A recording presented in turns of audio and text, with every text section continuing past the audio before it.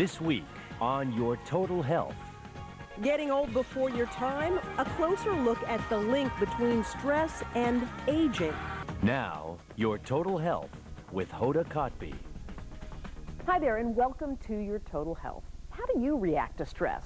Does it make your back hurt or your headache, or maybe after a while it just makes you feel old and tired? Well, for the first time, a new study is showing that major life stresses may actually age you all the way down to your DNA. Here's Robert Bazell. Yeah, baby, round the clock. 'Tis the season to be stressed. With too much to do and not enough time, small things can become big. When I'm stressed out, I usually just get very short-tempered, have very little patience for everything. And big things seem insurmountable. I get a little tight in my shoulders and, get headaches, but I might get snippy. Sometimes I like to take a nap. Research shows that even short bursts of stress can zap the immune system. But the most dangerous kind of stress, feeling out of control for long periods of time. I've always had a large amount of stress in my life since I was very young. Some people have it easier than others. I've never had it very easy.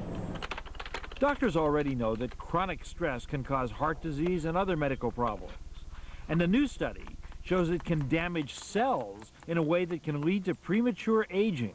The study focused on pieces of DNA called telomeres. These are caps on the chromosomes, the genetic material. As the telomeres get shorter, the cell ages and dies. The researchers, headed by Dr. Alyssa Eppel at the University of California, San Francisco, found that stressed caregiving moms, compared to mothers of healthy kids, actually had shorter telomeres, indicating their cells were aging much faster. It would presumably take about 10 years to lose that much of the telomeres DNA over time. So what we think we're seeing is around 10 years worth of wear and tear from chronic stress in these high-stress women. The researchers believe other kinds of chronic stress almost certainly bring on the same cell damage. The good news, at least in the laboratory, the cell aging can be reversed. And our guest is Dr. Robert Allan, psychologist and stress expert at New York Presbyterian Hospital. Dr. Allan, thanks so much for joining us. Thank you for having me. When you start your day, do you start with sort of a clean, stress-free day, or is stress cumulative? Does it add up from Monday and adds on to Tuesday and Wednesday? It depends on what you've been dealing with the day before. If you're struggling with a major life issue, of course you wake up in the morning preoccupied. But if you're just kind of going along and you have a nice baseline, I think that I often wake up feeling refreshed and ready to deal with whatever comes my way. Now, most of the stressors that a lot of people face are kind of the day-to-day stuff, problems with the kids, getting stuck in traffic.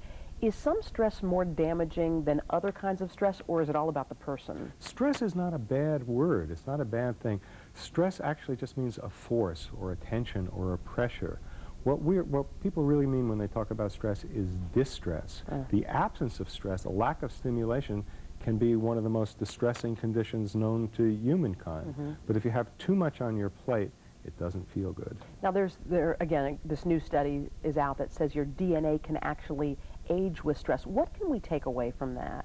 It highlights the importance of managing stress in our lives, because we can really make a big difference depending on whether we choose to react or respond to situations. Which brings us to probably the most important question, like there are 3 things that you think people can do to help avoid stress, right? And you call them avoid, alter, adjust. When it comes to a stressor, we can try to avoid it, like trying to miss the morning traffic and commute it late at night if we can. We can try to alter the stress, which is very helpful. You know, if we didn't alter what we perceive to be an unjust tax on tea, you and I would have British accents. But that takes a lot of work to do. Most often, if we're stuck in traffic or dealing with a screaming child, we have to adjust. Hey, great advice, Dr. Allan, especially this time of the year. We really appreciate it. Thank you so much. Thank you.